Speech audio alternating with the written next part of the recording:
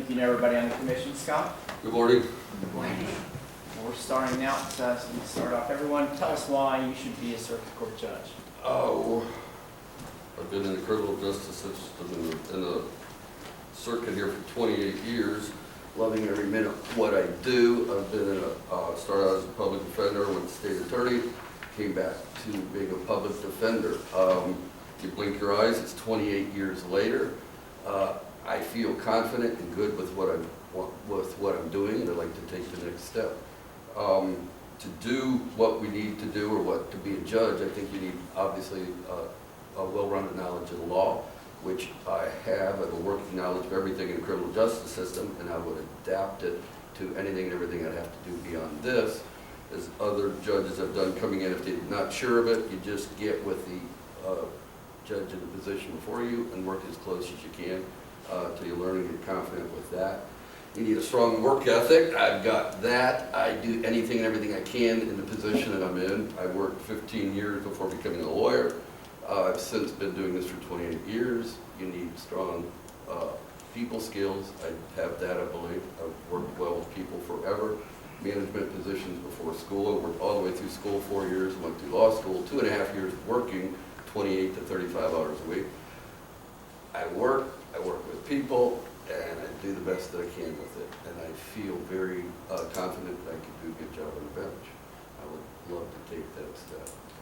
Scott, you alluded to this a little bit, but you probably know that two openings we are interviewing for are likely to be family law or circuit. And so what I'd like to hear from you, what would you do to prepare yourself to make that transition? You mentioned getting with the judge who held the seat before you, but is there anything else that you would do?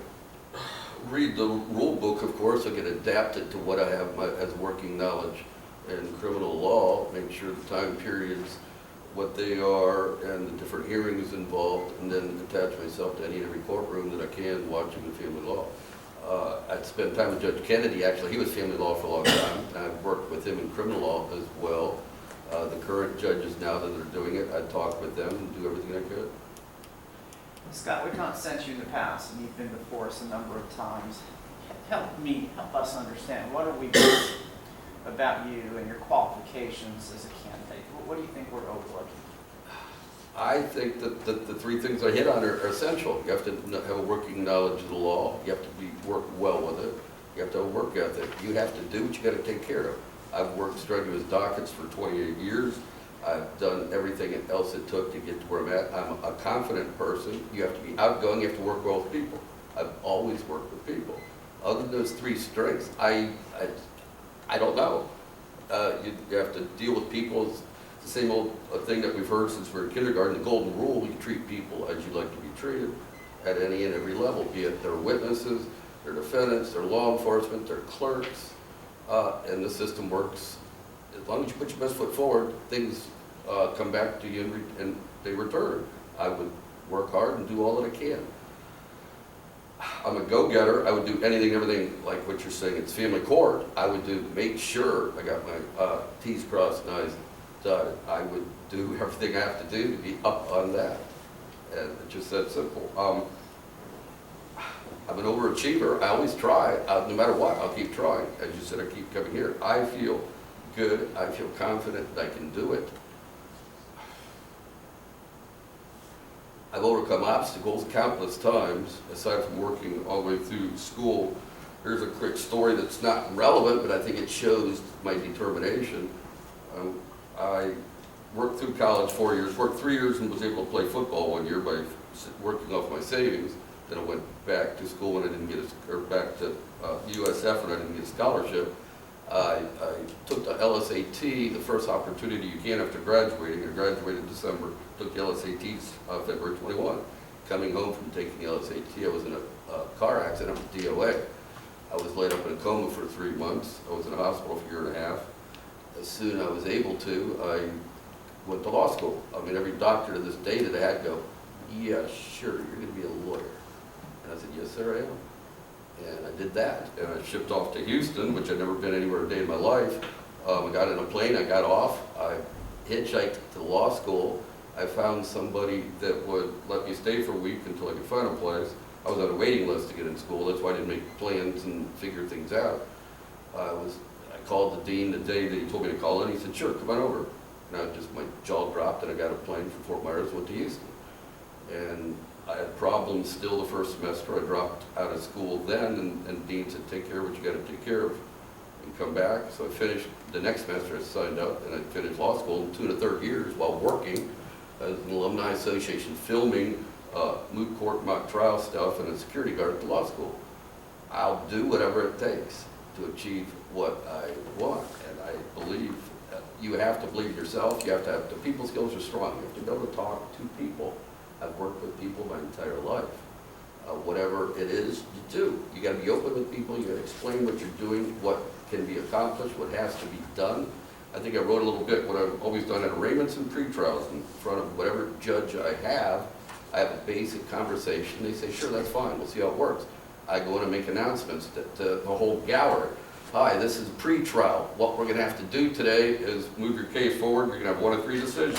When your lawyer gets here, if you have private, he's going to tell you the same. If you're pro se, if you're pro bono, if you're my client, you have to make a decision whether you go to trial, whether you want to plead, and I explain a quick plea, an open or a negotiated. That's basically it. If you're my person, I've spoken with y'all. If I haven't, I won't have time to counsel you. You put things out on the table so people understand what's going on. Arraignments, judges let me announce what's going on in arraignments. This arraignment session, if you're going to need a lawyer, you need to fill the paperwork out, et cetera, et cetera. We'll be able to talk with you if we have an opportunity to. If not, you will find out who we are. You're going to have to speak with us before you come back to court. Next time, the judge is going to give you a quick say on that if you don't keep in touch with us, you can be held in contempt. Basically, bring everybody up to speed. Everyone has to know where you're at, what you're doing, in order to make and allow things to work effectively. I think I possess that ability to talk with people, to explain what's going on. I will follow the law. For 28 years, I've learned that's what it takes. This is the rules we play by. This is what we're going to do. But you work it through the best you can with the people that you have. That's basically it. You take on what's before you, you do the best you can with it, and you move on. And I believe I can do that. I will continue to do that, and I would like the opportunity to do it from the bench more than anything in the world. Can you talk a little bit about your experience on the code enforcement board and what that was like and what you learned through that process? Yes, thank you. It was different because you're working with people that aren't lawyers, and it was neat. They would turn to me after they heard their view, and I would try to show. And Port Orange is basically public policy, which you have to adhere to, and the fundamental rules of fairness, basically. And it was unique. I did that for 5 years, I believe, and they actually quit it, which is why I quit. They have the money crunch in Port Orange. It was neat. You got to be you heard their sounding board. You dealt with the facts and circumstances. You passed judgment right there. And 90% of the time, I would find different than what they did. We'd have a little short caucus and say, well, here's where I think you're missing the point. And I'd explain. So I'd get to hear the layperson's view. I'd give them mine. The city attorney would sit on too. She's the only other, obviously, attorney. It was enjoyable, and it opened my eyes to a lot of things. Now, unfortunately, it also brought into the scope of things how the lay people don't know what's going on. They really, really don't, and that's spooky. They're ready to pass judgment on a person here, and all of a sudden, there's fundamental rights here that they're stepping on, and I would just bring it to their attention, and we'd kind of find a happy medium. But it was unique. I would do it again in a heartbeat. It was a volunteer thing. There was no payment involved. You'd meet once a month, and it would go for about 4 or 5 hours. It was fun. Anyone else? Scott, thanks for coming in this morning. You bet. Thank We you. will let everyone know by the end of the day. Thank you.